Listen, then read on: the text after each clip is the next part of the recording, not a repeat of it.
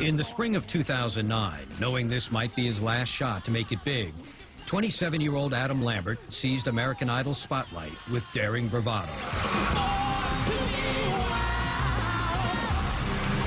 I kind of like shocking.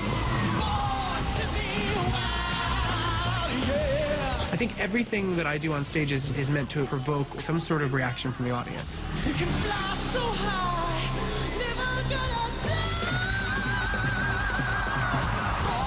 He was a star from the minute he went on that show. Everything he did was pushing the envelope.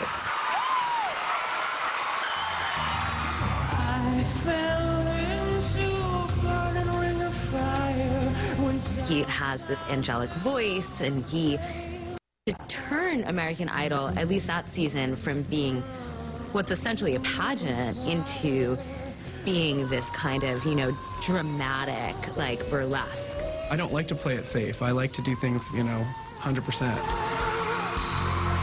The reason, Adam, that you're shaking up this whole competition is that you dare to dance in the path of greatness. You're one of the bravest contestants I've ever witnessed, ever. Thank you. All around me are familiar faces. Week after week, viewers couldn't wait to see what Adam would do next. But it was a poignant rendition of the Tears for Fears song, Mad World, that truly captured hearts across America. I went to school and I was very nervous. No one knew me. No one knew me. The lyrics of that song really do speak of Adam. Childhood memories and not always fitting in. Just feeling like an outsider and feeling depressed.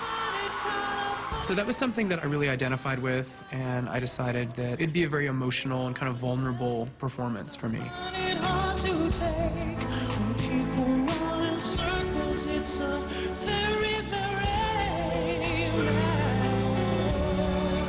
just thought Mad World was soul-stirring. Just when you least expected it, you know, his interpretation of the song, it was just nothing short of brilliant.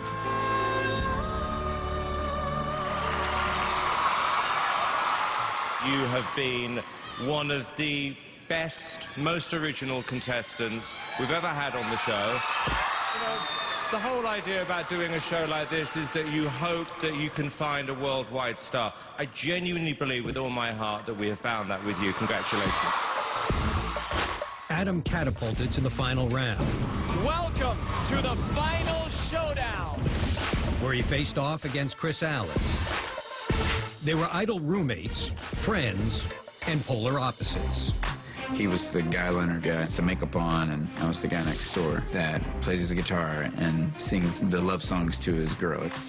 The show knew exactly what they were doing, obviously. They wanted to pit us against each other.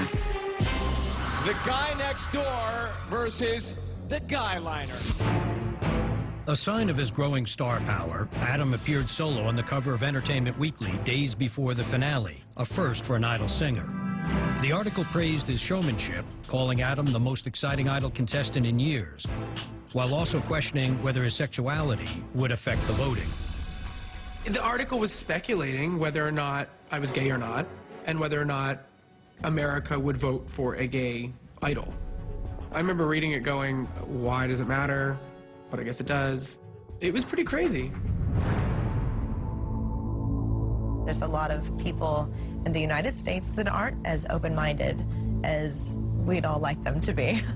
So they're used to the black and white cookie cutter shape idol. You know, you're representing America, so you better be everything it stands for.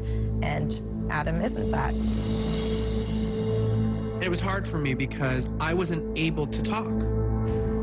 Technically, being on Idol, you can't do any interviews individually until you're out of the show. So I was sitting there going, I can't really put in my 2 cents. It felt out of my control, and feeling out of control is scary. As fans across America cast their final votes, the outcome remained very much in doubt. The winner of American Idol 2009 is... Chris Allen! Remember when he said my name, I was really shocked. How does it feel? It feels good, man, but Adam deserves this. Adam is awesome, and he deserved it just as much as I did. He really did. Adam took the defeat in stride. In his eyes, he had already won something much bigger. Chris and I had talked right before the final show, and we were both like, it really doesn't matter what happens now, because when you get to the end of a show like that and you get the exposure you get from American Idol, your career is already going to take off into a different stratosphere. Immediately after the finale, Adam graced the cover of Rolling Stone, and in what would become their best-selling issue of 2009, set the record straight once and for all. At the time that I was assigned this story, we had no idea, first of all, if he was ever going to come out. And within 10 minutes, he was like, yeah, so, of course, I'm gay. And he told me this thing that all of America wanted to know. It was the easiest scoop I've ever gotten in my life. Within his inner circle, Adam had been out for years. But proclaiming his sexuality to the world was a watershed moment.